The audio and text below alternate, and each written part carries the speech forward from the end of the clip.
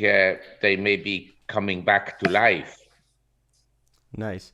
Now, Good. Mark, we appreciate you so much for coming on. I just want to introduce us. We're Wall Street Silver from the Wall Street Silver community on Reddit. We have Jim Lewis with us and Lee Justo. But we want to thank you so much. How is your day going today, Mark, so far? Everything is fine. Thank Everything's you. going good. That's good. I love the background. You have a really nice office. Like that's beautiful. Thank you. No, Thank no you. problem. So we're gonna get right on into the questions, Mark, for you. Okay. We have a lot of questions. Lee, would you like to And start how it long off? will it last approximately? How much time do you have, sir? I think we should do it 30, 40 minutes, That's something like that's this. perfect. I'm That's sure we have enough questions to fill that time. Let's perfect. go. So, Lee, do you want to start it off, sir? Sure. Well, let's first start by introducing Marc. Marc Faber is the editor and publisher of I just want to make sure I get this right, the Gloom, Boom, and Doom Report. His website is www.gloomboomdoom.com. And my understanding is that you offer a wonderful newsletter on that website. Marc, you probably don't remember me, but I met you many years ago at the Prudent Bear Fund seminar, and you were a speaker there, and we actually had lunch that day. Oh, wow. And it was a pleasure to have that conversation with you. And Yes, with David Tice. It was, yes, I yes, think, in 99. yes, And right. David and I were quite bearish, and Mhm. everybody thought we were completely nuts because the market in 98, 99 was very strong, Yeah. similar today, concentrated in technology stocks. The dot-com bubble. No Now, doubt about that. Very similar to these days. Also, from what I remember, precious metals were significantly undervalued at that time as well. Correct. We've certainly seen a growth in their price. So, I mean, one of the emerging trends right now is these digital currencies. I'd really like to get your perspective on them since you believe you're based in Hong Kong. Is that correct? Actually, I have an office in Hong Kong, but Okay. I live and I also have an office here in the north of Thailand in Chiang Okay. Mai. wow. So So I'm sure you have some experience with the digital yuan in China. I have some experience with Bitcoins because 2 years ago, in actually April 2019, I wrote about cryptocurrencies, and I have a reader, and he's involved in Bitcoins, in trading. He makes a market, Vences Cesares, and he wrote a report and argued, nobody knows what the value of Bitcoins will be.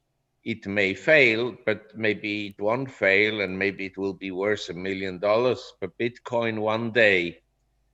And that investors should keep 1% of their money, or at least money they can afford to lose. They should own some Bitcoins. And I think it's quite clear to me that from time to time the monetary system changes. And I suppose that we went from cash payments. People had banknotes, and before they had coins, either gold coins or silver coins, silver dollar, and so forth. And then we had essentially a credit system where you could remit money from one bank to another one. So you didn't have to carry that cash from here to there. And then we had credit cards, which is a form of electronic money. It's not electronic money because it's tied to the US dollar or to the Swiss franc or to the euro, but it is an electronic transaction. In other words, you go to a merchant and you pay with a credit card, and your bank will then bill you, and his bank gets the credit. So it's kind of a step into electronic currencies. And now we have cryptos, and cryptos have some advantages. They have some disadvantages as well. But in today's world, of excessive money printing, people rush into everything that moves in one direction or another. So if it moves up, they rush in. If it moves down, they rush out. And we have, as a result of central banks' intervention, when you have zero interest rates, or like in Europe, you have negative interest rates, in other words, your deposit is penalized, your savings are penalized, then people will do anything to make some money. Yeah. In addition to that, they'll speculate like crazy if their own business has gone bankrupt or if they have no earnings. So they have to supplement essentially their income from earning from work to earning from speculation. There's a difference. And so we have worldwide a gigantic speculative wave underway into anything. It could be baseball cards, could be stamps, it can be precious metals, and it doesn't happen all at the same time. It goes like a bushfire from one part of the economy to another part, and so forth. And when they really push money into the system, it can go everywhere. Wow. So this is the picture at the present time.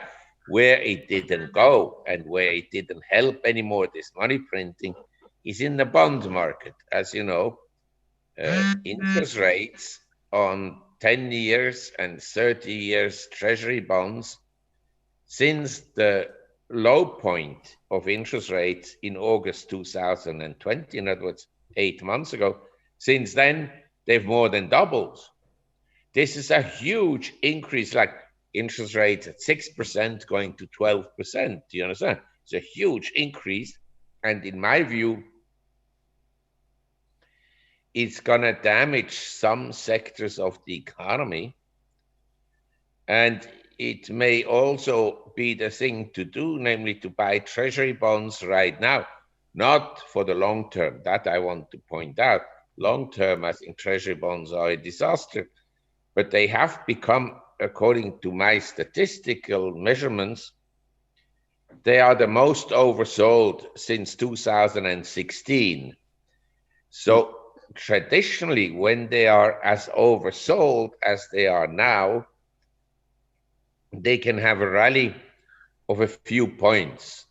Say the TLT ETF is now at 140.60. It could rally back. It was not long ago at 149, so it could rally back at 100 to 145, 146. Wow. And growth stocks, like the popular FANG, Facebook, Amazon, Netflix, Apple, and so forth, Google, the semiconductor stocks, the cloud computing stocks, all the unicorns, all these stocks, they are vulnerable to a big decline, including the ARK ETF. The ARK ETF sells at something like 20 times sales, not earnings, sales. Wow. Now, Mark, we have a question here from our Redditor here in our community in Wall Street Silver. They're saying, what is your 20-year prediction for America's place in the world? 20 years. It's an easy prediction for me to make because I won't see the result. At my age, nobody will accuse me for being wrong. We'll have this video. No, but I want to say this. I can tell you one thing, and I think the trend is well entrenched. I grew up in the 50s and 60s in Europe, to be specifically in Switzerland. And we admired everything that came out of America. America had the best washing machines. We didn't know washing machines when I grew up. It came from America. They had then tumblers, dryers, refrigerators, cars, everything was invented essentially at the time, or we believed it in America, and it was all great. And in 1950, 1960, America was still the unquestionably most dominant economy and superpower in the world. There was no competition yet in the 60s from Japan. China was sleeping under communism and getting poorer. And the Soviet Union had already been under communism or under a totalitarian state since 1918, and was at the time still under Stalin. He died in 1954. Mm-hmm. And then in the 1970s, the competition came up from Japan. I had moved in 1973 to Asia, so I saw the rise of Japan, the industrialization of Japan, and how they produced wonderful products, especially consumer electronics. And then I thought to myself, well, the same will happen in South Korea and Taiwan, because they are also countries that have a population and a race that is used to hard work. So these countries that were very poor in the 1970s, South Korea, Taiwan, Hong Kong, Singapore, they are now measured by GDP among the richest countries in the world. Wow. And then I thought in Hong Kong in the 1970s, once communism is over in China, this country has a huge potential. And then they opened up the free trade zones in 1978 with Deng Xiaoping's open door policy. And Mao had died in 1976. And people say, oh, it will never work because the Chinese are lazy and so forth. But I thought if they could do it in Taiwan and in Japan and in South Korea, there's no reason why the Chinese wouldn't be able to do very well in China. And so what I want to say is, when I look at the world 40 years ago, in 1970, okay, that's 50 years ago, China consumed 2% of global commodities. 2%. Mm-hmm. Now it's roughly 50%. Wow. For some commodities, it's more than 50%. For some commodities, less. But what I want to say is, if you look at the world over the last 1,000 years, in year 1000 to 1800, I'm saying approximately, China and India made up for more than 60% of world's GDP. Then it collapsed, especially under colonialism, but mostly because of the Industrial Revolution in Europe. So Europe grew very rapidly and the rest of the world didn't grow very much. So the percentage of Chinese and Indian part or share of global GDP declined from roughly 60% in 1800 to approximately 6% in 1950. Wow. Now China is back up to something like 20% and India probably to around 12%. It will go back up, you understand, because they're developing and they're developing their own technology. But historically seen, no country has ever industrialized at such a fast pace as China has over the last 30 years. Because between the opening in 78 and 1990, not much happened. But after 1990, a lot of things began to happen.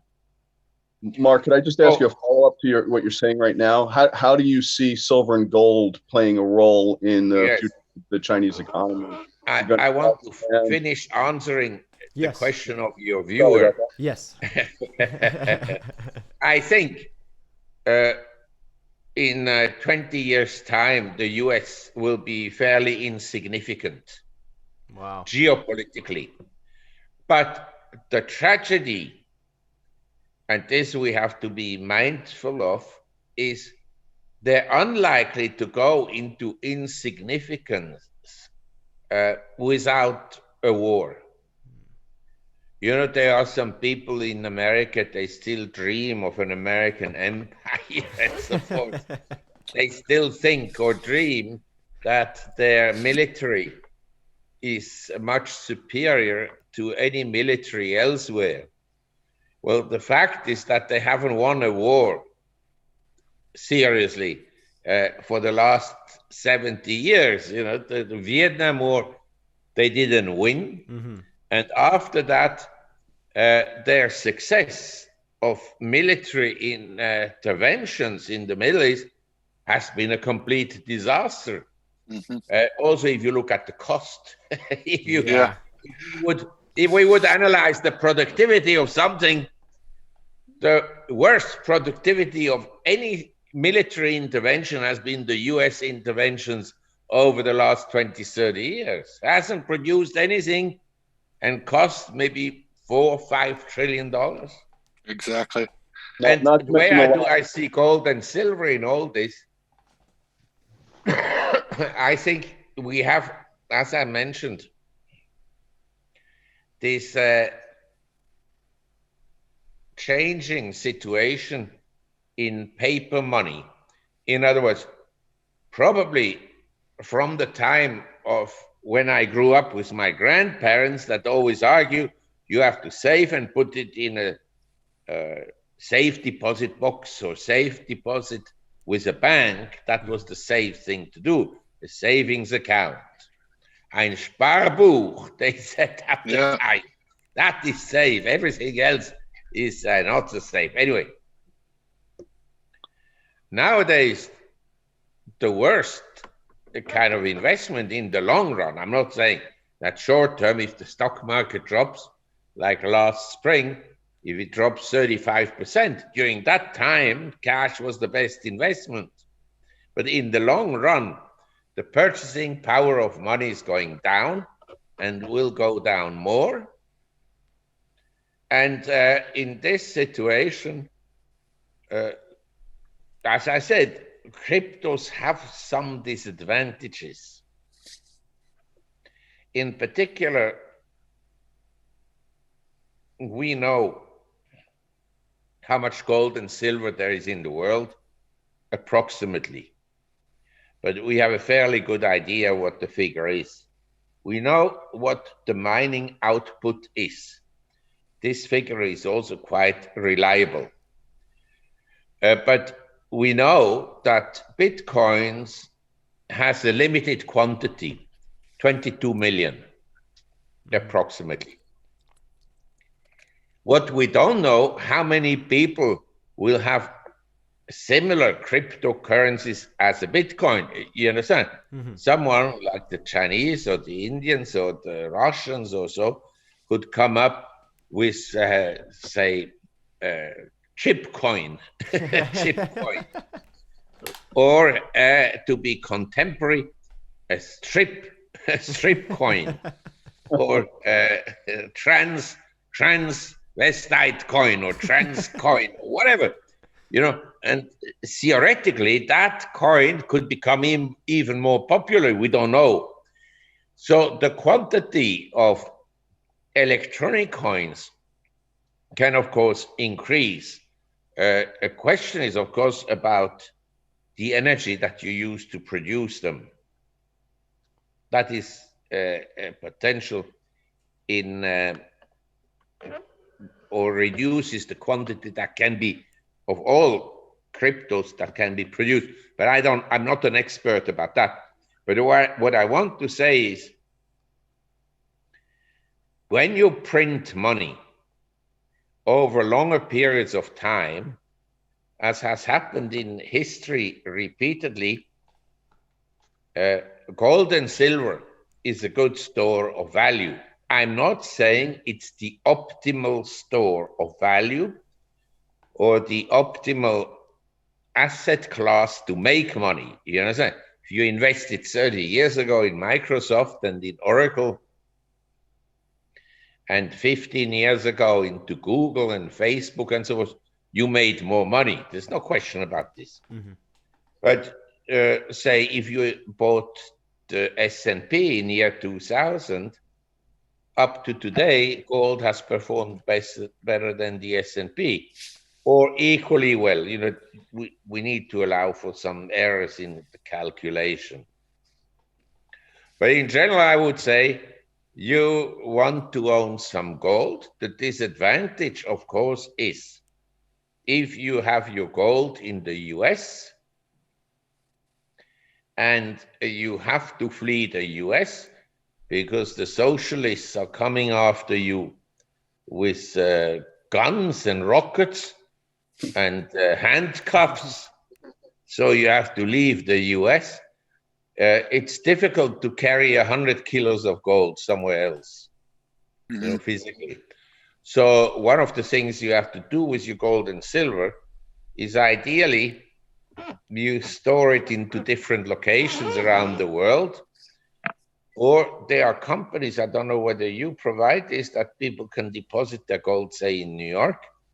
And when they travel, they can take out something in the country where they are. Mm-hmm. You know, some companies do that. But this is a possibility. You know, Mr. Faber, you made a comment about all the debt, the money being printed. The debts seem to be growing out of control, particularly since the virus started. The United States has been printing trillions, over 3 trillion last year, and it looks like we're on pace for another 3 or 4 trillion in 2021. But for some reason, precious metals the past 5 or 6 months haven't been responding as many of us would have expected, silver and gold.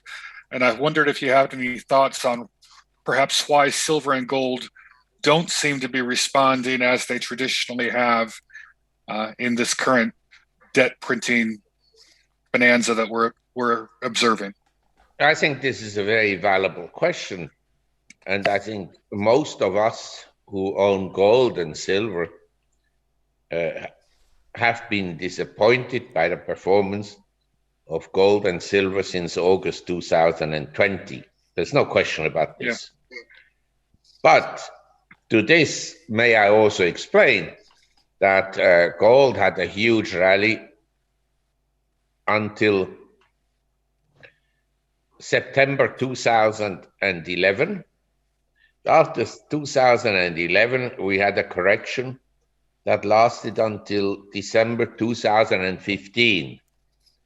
December and 2015, the gold price had gone down from around 1900 to plus minus 1,000 in December 2015. Then it rallied strongly into 2020, when it went from roughly 1,000 to 1,900 to actually almost 2,000 or 2,000. Anyway, since then we've been correcting. For me, ideally, we would correct once more in a sell-off. But I think looking at the movements of gold and silver, the current decline is not the beginning of a bear market. It's rather a correction within a bull market. Mm-hmm. And I think one of the reasons, and I'm happy about this, that gold and silver are not attracting too much speculation, because you don't want to be in speculative markets. Speculative markets end up in a blow-off.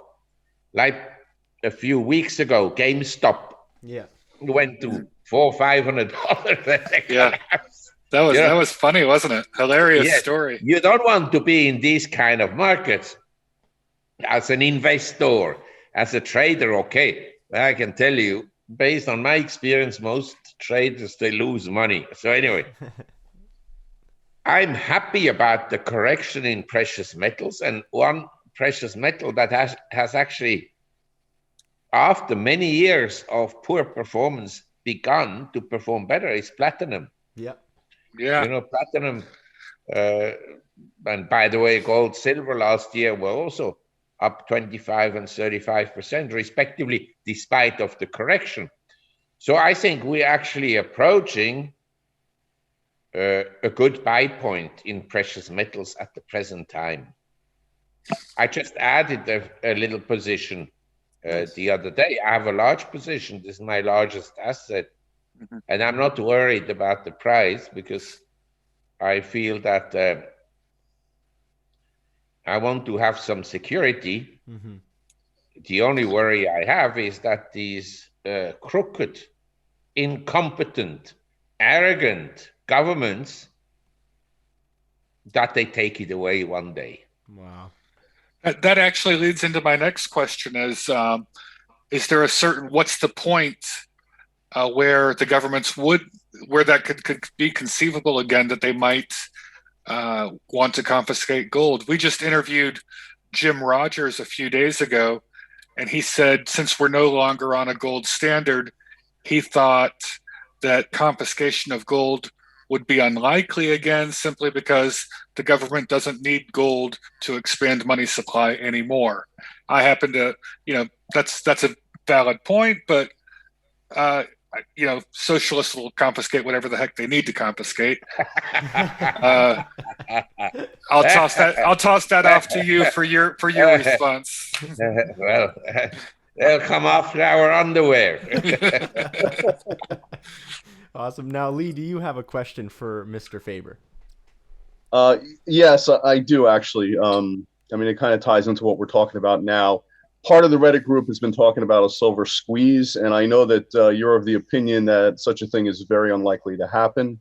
What do you see as a potential catalyst to see an explosive price growth in the price of silver, other than a squeeze? Well, as you know, there have been people, and I highly respect these people, including Eric Sprott. They think that there has been a massive manipulation of gold and silver for years to depress the price. However, I have a slightly different view, because why would a European central bank depress the price of gold and silver when they are kind of selling gold and silver? You understand? Why would they depress it so the Chinese and the Russians can buy it cheap? Yeah. I don't see any reasoning. One of the reasons people always talk about manipulation is the following. Say you own a mine and I own a mine, and our mining cost is, in your case, $800 an ounce, and in my case, say $1,000 an ounce, and we see the price substantially above our cost, then we may decide to hedge it. Then we sell futures. That's why the commercial position outstanding on gold and silver tends to be almost always short. It's very seldom that they go long. They went long actually in December 2015, but for a very brief period of time. And it is possible that people then regard this short selling by we call them commercials, as a manipulation of the market when it isn't. There's another situation where you and I may sell short futures as mining people. Let's say you and I, we find a deposit. It's a huge deposit, but we don't have the money to develop the deposit, okay? We need to build tunnels and we need to build shafts and everything and so forth. It costs $5 billion. But we can go to a bank, maybe in conjunction with a commodity trader, and we can sell the entire production, or we could sell 80% of the production, or 70%, or maybe only 30%, to someone who will buy this production when it comes on stream for 10 years going forward at the market price. And by selling that forward, the bank will then give us the loan, but they hedge their exposure to the gold price. Their risk by giving us the loan is that the gold price collapses. So they hedge that exposure. So that's why the commercials tend to be short. But it doesn't mean that there is a massive manipulation. But I believe you that there is manipulation, say, around the close, where, say, New York closes, and the dealers say, okay, let's push the price up. So the speculators then come in, or vice versa. But since we're here, I want to say that today there is manipulation in everything. Yeah. Everything. Mm-hmm. Everything is lied to. The media manipulates the public opinion. The politicians are manipulated by big money. And the markets, of course, are manipulated by the number one manipulator in the world, and this is the Federal Reserve. Wow. Yep. What a great answer. Yes. What an incredible answer. So forget about it. I mean, we can say it's not fair. To this, I respond, the world has never been fair. Mm-hmm. And there are always world improvers, like Elizabeth Warren. She wants to improve the world. And as a world improver gets compensated a few $1 billion in her own pocket. There are always people like this. But the reality is we have to live with what we have. We have a badly functioned capitalistic system, badly functioning because it has been corrupted by money printing. Mm-hmm. Without money printing, it was fairly just, fair. It was reasonably fair. Never before in history was the economic pie as big as under the capitalistic system.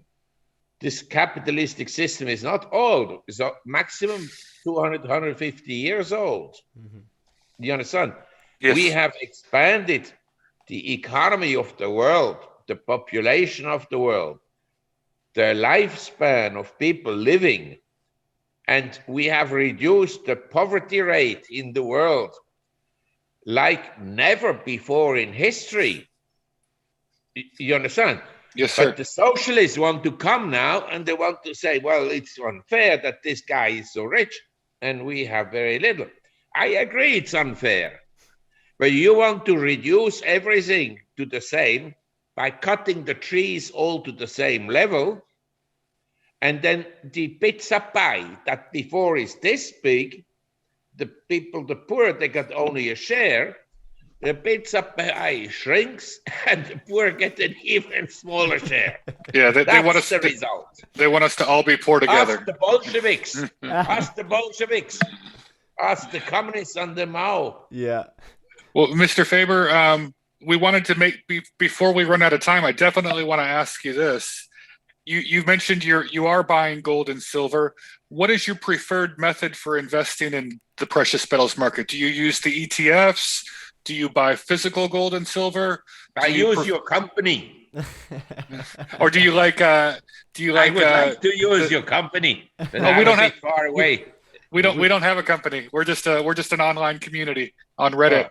Oh, okay. But or do you like any of the silver and gold miners in particular, or how do you invest in gold and silver? Okay, I tell you, the bulk is my core holding that I will never sell. Mm-hmm. Not even under torture. If a socialist comes and tortures me, I'd rather die than give you a penny. Yeah. They'll never find the secret vault. He has to get at me first. So anyway, but so I have a core position in physical, and I have it in different locations in the world. Okay. Mm-hmm. The bulk is in Switzerland. Not necessarily my preferred place, but there are some advantages. There are also some disadvantages. It's also gradually becoming a socialist kind of a heaven. Anyway, then I have gold shares. Some gold shares I received when I was a director of several gold companies, including Nova Gold and Ivanhoe and so forth. So some of this I still have. Gotcha. And then I acquired personally some gold shares, mostly recently after the decline. Yeah, so I bought recently some Barrick. Yes. And I bought some First Majestic. Oh, nice. And DRD. And I own Sibani. I know Warren Buffett just went into Barrick Gold. No, he just actually just exited also. Oh, did he exit? Oh. Yes. Yeah. Oh. Gave and went. Well, Lewis Warren, he sold, what is it called? He bought at the high in August, and then he sold just now at the low. So come on. Value investor. What is the big bank, West Coast Bank in America? Wells Fargo? No, the JP Morgan? No, the other one. Wells Fargo. Sorry. Wells Fargo. Yeah, he was a big investor in Wells Fargo.